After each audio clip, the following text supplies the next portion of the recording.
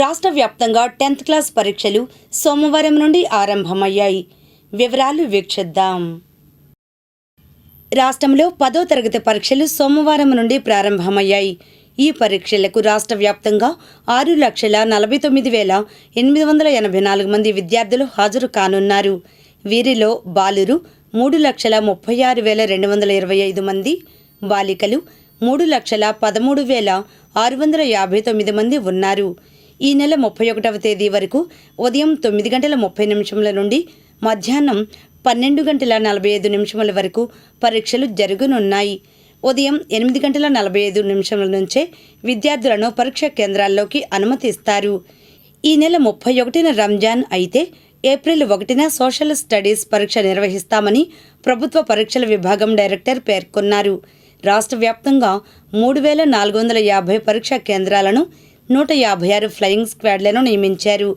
163 సమస్యాత్మక కేంద్రాల్లో సీసీ కెమెరాలను ఏర్పాటు చేశారు.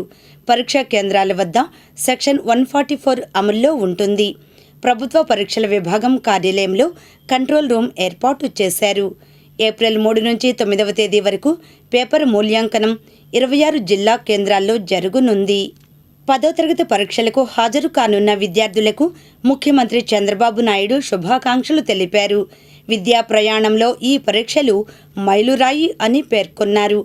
విద్యాశాఖ మంత్రి నారా లోకేష్, బీసీ సంక్షేమ శాఖ మంత్రి ఎస్ సవిత కూడా విద్యార్థులకు శుభాకాంక్షలు తెలిపారు. సకాలంలో పరీక్షా కేంద్రాలకు చేరుకోవాలని సూచించారు.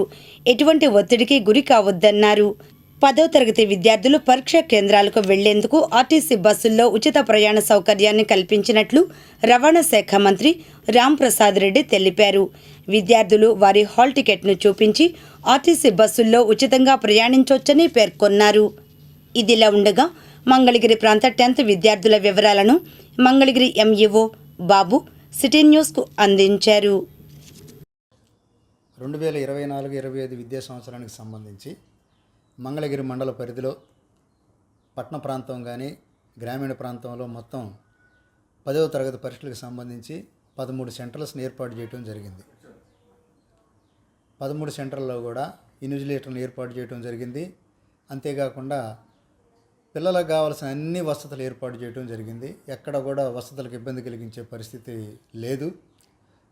అంతేకాకుండా మొత్తం మంగళగిరి మండలానికి సంబంధించి 2,700 మంది విద్యార్థులు, ప్రైవేటు పాఠశాలలో 1,596 మంది, అదేవిధంగా మన గ్రామీణ ప్రాంతాల్లో జడ్పీ హై స్కూల్లో చూసుకున్నట్లయితే ప్రభుత్వ పాఠశాలలో 1,104 మంది పరీక్షలకు రాయటం జరుగుతూ ఉంది.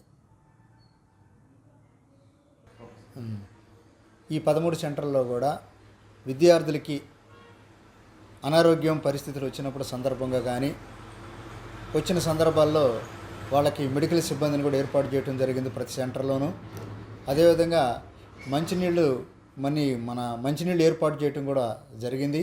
అదేవిధంగా ఏ పిల్లవాడు కూడా క్రింద కూర్చొని రాసే పరిస్థితి లేకుండా అందరికి కూడా బెంచీలు ఏర్పాటు చేయడం కూడా జరిగింది. మాస్ కాపింగ్కి ఎలాంటి తావు లేకుండా పోలీసు బందోబస్తును కూడా ఏర్పాటు చేయడం జరిగింది. మరి అక్కడ ఆ సెంటర్లో పనిచేసే ఇన్విజిలేటర్గా పనిచేసే ఉపాధ్యాయుల దగ్గర ఎవరి దగ్గర కూడా సెల్ ఫోన్లు ఉండటానికి వీల్లేదు. ఒక్క సిఎస్ దగ్గరే ఉండాలా. ఆ సిఎస్ దగ్గర ఉండా కూడా అది కూడా సెల్ స్విచ్ ఆఫ్లోనే ఉండాలా. అవసరమైనప్పుడు మాత్రం ఉపయోగించుకోవాలి. మీకు తెలుసా, IPL 2025 క్రికెట్ సీజన్ ఎప్పటి నుండి ఆరంభం కానున్నది? సమాధానం బ్రేక్ తర్వాత చూద్దాం.